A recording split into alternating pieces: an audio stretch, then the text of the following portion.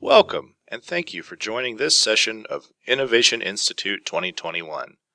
With nearly 50 sessions available through the summer, we know you'll be discovering new skills, strategies, and resources to transform the teaching and learning in your classroom, and we would love to hear from you.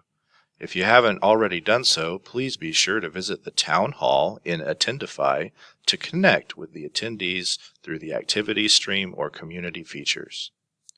If you would like a certificate of attendance for attending this session, you will find the request form linked at the end of the session description in Attendify. Thank you, and enjoy this session from one of our amazing Innovation Institute presenters.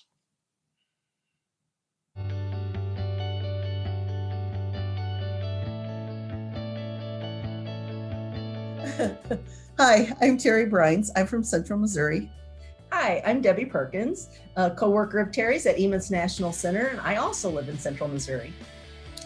And we're going to be talking to you a little bit today about coaching. And you know, Debbie, I was thinking that I was talking to some of my affiliate trainers the other day, and they were talking about coaching, and they were saying, you know, really, you make it seem so easy. It's almost magical. And I said, okay, but there's nothing magical about it. Well, your coaching does seem like magic, but there are those tips and tricks that you apply so fluently that it becomes an illusion, and they do think it's magic. Oh, maybe we could share some of those today. Let's do it. Let's plan on doing it. I think so. Wait, Terry, what's going on? Where did you go? Where are you? I feel like something's happening. Oh my goodness. Terry, what's going on? Oh, wow! Look at this! Oh my goodness, look at it! Maybe coaching really is magical, Terry. Oh, well, look what happened just talking about it. This is so cool and so fun. amazing. I have a wand. Hey, wait a minute. Want to see a magic trick? Do you know a magic trick? All of a sudden, I think I do! Awesome! Okay. So, what do I do? This is a magic viewing tube. Take this and hold it in one hand. Yes. Put it up to your eye. Oh, and for those of you who may be watching magically, if you don't have a magic tube, just find a paper towel tube or a piece of paper and roll it up like a tube. Oh, that's a good idea. Yeah. That's a good idea. So hold it up to your eye, Terry. Okay, just close the one I'm not looking at? No, we want to keep both eyes wide open because we want to show you there's no illusion. Ooh. So tube up to your eye. Keep both eyes open at all times, just like that. Okay. You got this. Yeah. Now hold the other hand, palm facing you, up at the end of the tube. I'm going to lay my wand down for Be just a careful minute. with that. Okay. It has special powers. So, palm facing me, you said? By the side, Okay. with both eyes open, then slowly move your hand towards your face. Whoa! Wait a minute, what did you do? There was a hole in my hand! Did you see it? Oh, and let me, whoa. Will it do it again? Try it. See? Oh my gosh! Is that the best trick ever? Incredible! Well, How did you do that? well, it's kind of an illusion because in coaching, there are no illusions, but there are tricks. This is a trick. There really isn't a hole in your hand. Yeah. Well, So- I see that. But we don't want you to have a hole in your coaching toolbox either, in your coaching bag of tricks. So we're going to share 3 coaching tips that are no illusion. Oh, I think this is going to be a lot of fun.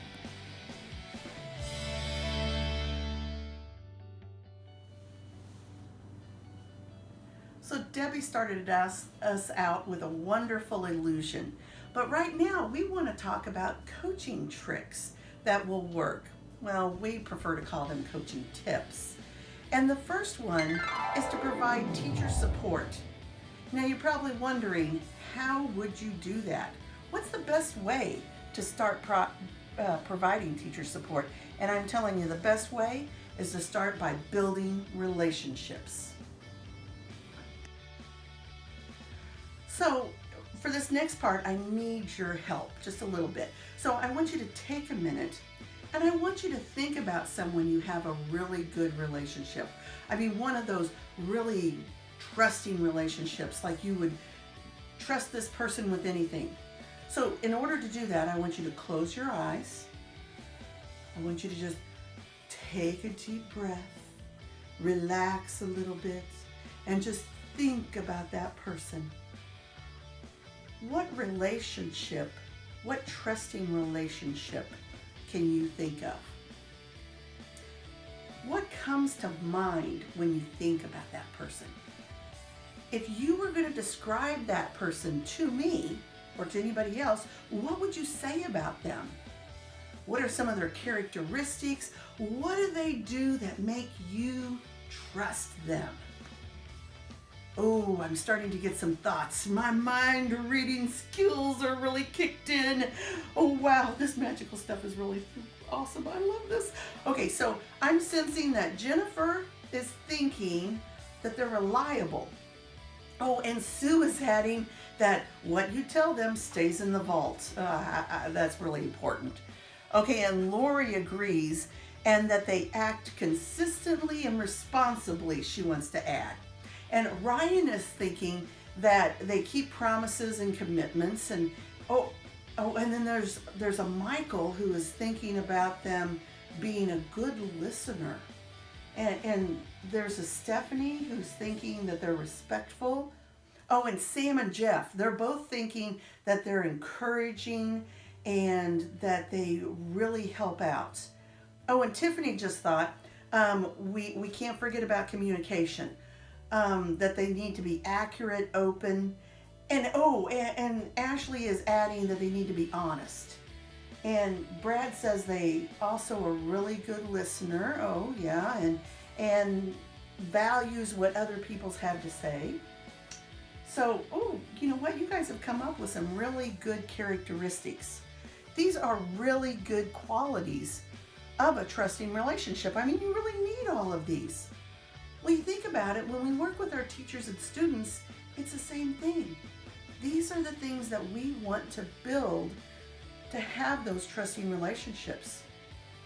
And this can be done by the way we support our teachers and students. So what are some of those ways to support them, you ask? Well, first, we have to build that trust. So think of all those characteristics that you just sent me, plus even more. Think about that you need to do what you say you're going to do. You need to be an advocate for those teachers, for those students. You can do that by listening and paraphrasing. You can also do that by asking really good thinking questions. Not questions that you want to know the answers to, but questions to really get them to think. So we really need to help build those relationships. So the first coaching trick you need to remember is that whenever we're working with a teacher or students, we want to build that trust and rapport, keep your word, listen and paraphrase, ask those thinking questions, just provide ongoing support in order to make that relationship grow. And building that relationship is a powerful coaching trick that is no illusion. Now, with this last trick that we just did, there is a warning. As we provide that support and build that trust, we have to remember that it could very easily be torn down. If we are inconsistent, we break a promise, break a confidence, that trust that we built, that peace, can very easily tear down all the trust that we worked so hard to develop. So be careful that you honor what you say, you do what you intend to do, and you be transparent and honest with the people that you work with. Now remember that providing support by first building trust is a coaching trick that is no illusion.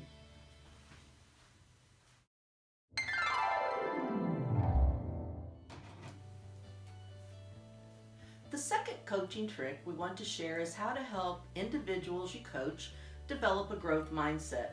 Let's begin by considering this ordinary object as an individual's thinking.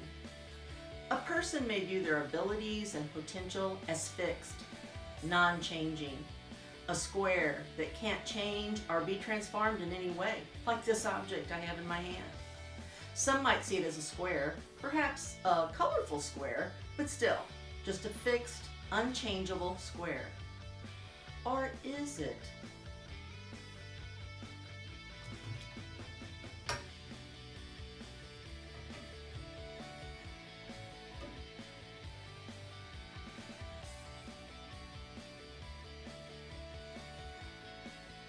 What if we provide the right environment, the coaching support, the right conditions for transformative thinking? What if we help them develop a growth mindset? Now, for a little background on fixed and growth mindset. A fixed mindset says intelligence and talent are fixed traits. They don't change. They are static. But a growth mindset says intelligence and talent can grow through perseverance and hard work. One of the best gifts we can give our teachers, and they in turn can give their students, is the belief that they can always grow and improve. One way to accomplish that when working with teachers or students is by focusing on their effort, the strategies they use, and their perseverance, rather than praising their talent and intelligence.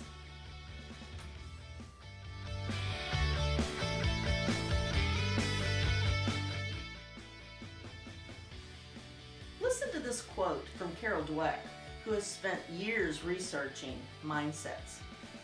With a growth mindset, people believe that their most basic abilities can be developed through dedication and hard work. Brains and talent are just the starting point.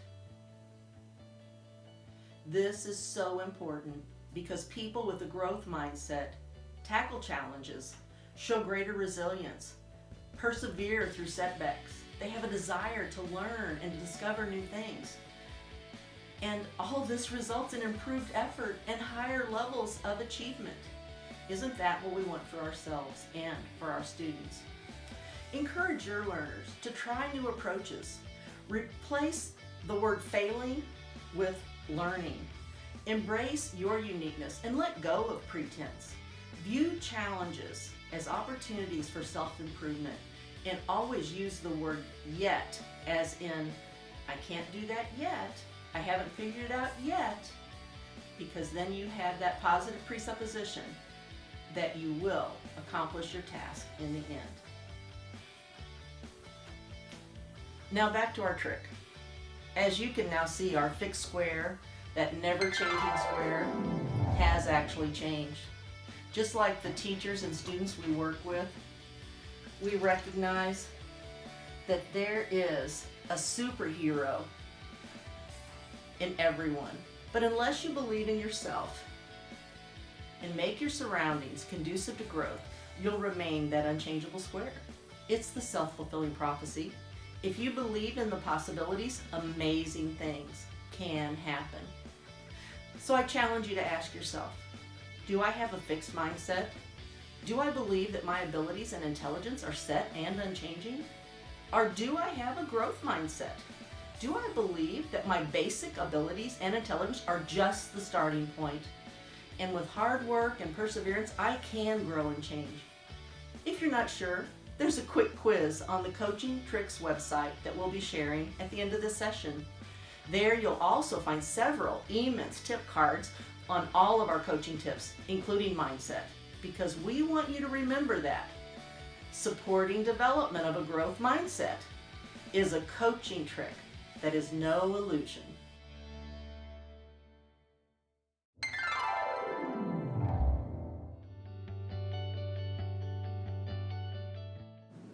For our next trick, we will think about all those things in our life.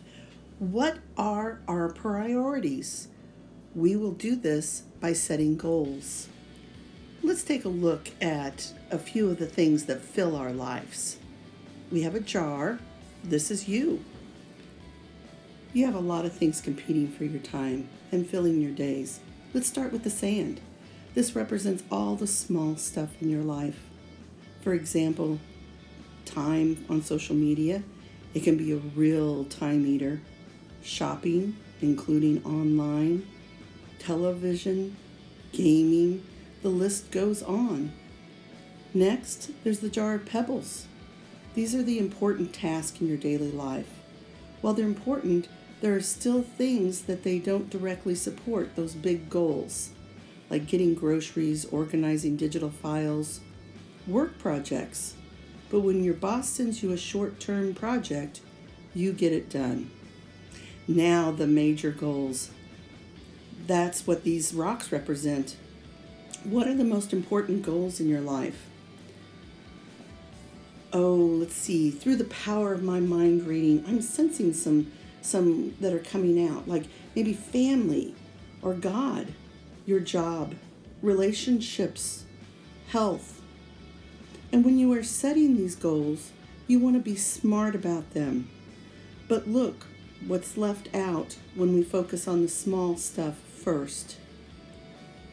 So let's go ahead and think about these small things. When they get put into us, they take up a lot of room.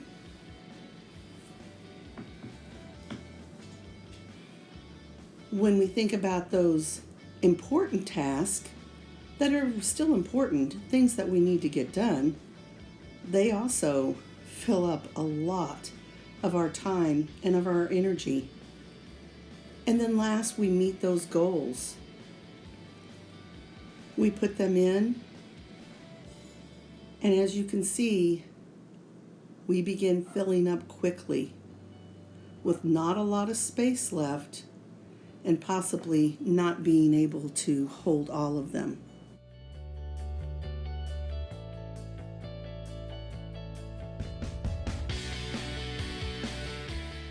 So let's try that again from a different perspective.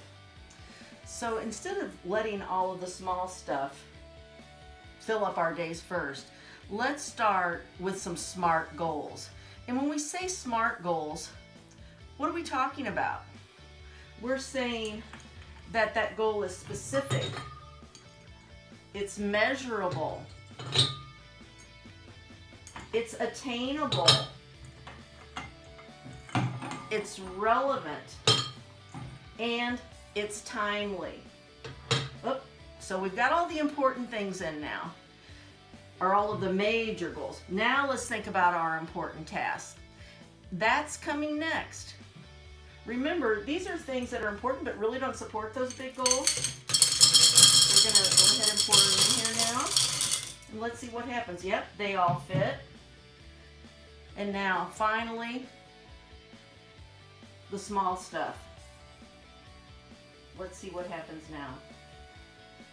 Oh, look at it. I don't know if you can see, it's filtering through and around everything. We started with all the same amounts as you can see, but look what's happened. Not only when we started with our SMART goals and then added those next important tasks and finally added the small stuff, not only is there time for everything, you'll notice there's some room left at the top. Maybe add that new hobby. So let's recap. Helping individuals develop SMART goals is a coaching trick that is no illusion. Keep in mind our first two coaching tricks, providing teacher support and developing a growth mindset. We want to thank you for your attention and time today. Use the final minutes of our session to explore these two websites. First of all, coachingtricks.weebly.com provides an overview of each of the areas that we talked about: growing relationships, growth mindset, and goal setting. But I also want to tell you about a hidden gem here. Underneath the home area is our Abracadabra opener. The magical tube that we used today is here with full directions, as well as a bonus, magic fingertips. You're going to want to check it out to see what happens. Additionally, on each of the 3 main areas of the site, as mentioned earlier, we've included EMIT's tip cards that will give you more information about how to fine-tune your coaching and give you even more tools to add to that coach's toolbox. Whether it's on crafting questions, how to be a better listener, paraphrasing, or embracing wait time, you're going to want to check these out.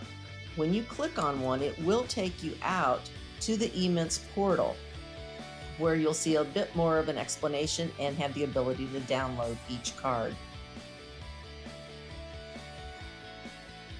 Take your time, check it out. There are extra resources on each of these tabs. The EMIT's portal at portal.emits.org is a site that has resources for you as a coach and mentor, for administrators, as well as for teachers. So any educator can come here and find something useful. Go to that first drop down, and you can go down to the role that best describes you to find what you might need. Under the resources, in addition to our tip cards, you'll see many learning ideas, cooperative learning strategies, remote learning tips, and recommended tech tools, as well as tutorials. Check out the program overviews to learn more about EMITs, and definitely use the search feature to find what you want. We do have a walk-away question for you today. If you could wave a wand and make your coaching magical, what would it look like? And we both just want to thank you for being here today. I'm Terry. And I'm Debbie. And remember that Coaching tricks are no illusion.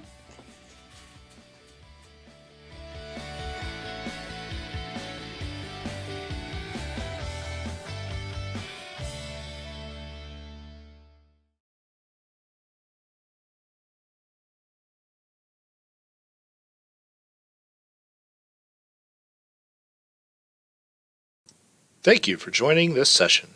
To request a certificate of attendance, you can access the link at the bottom of the session description, scan the QR code here, or go to bit.ly/I2 certificate. Bit.ly shorteners are case sensitive, so please be sure to use all uppercase letters. Hear what insight other I2 attendees and presenters might have on this session and other breakout sessions by connecting with the Innovation Institute community on Facebook or Twitter at I2 Estale or in Attendify's interactive features. And don't forget to mark your calendar for June 8th and 9th to join us for I2 2022. Thank you.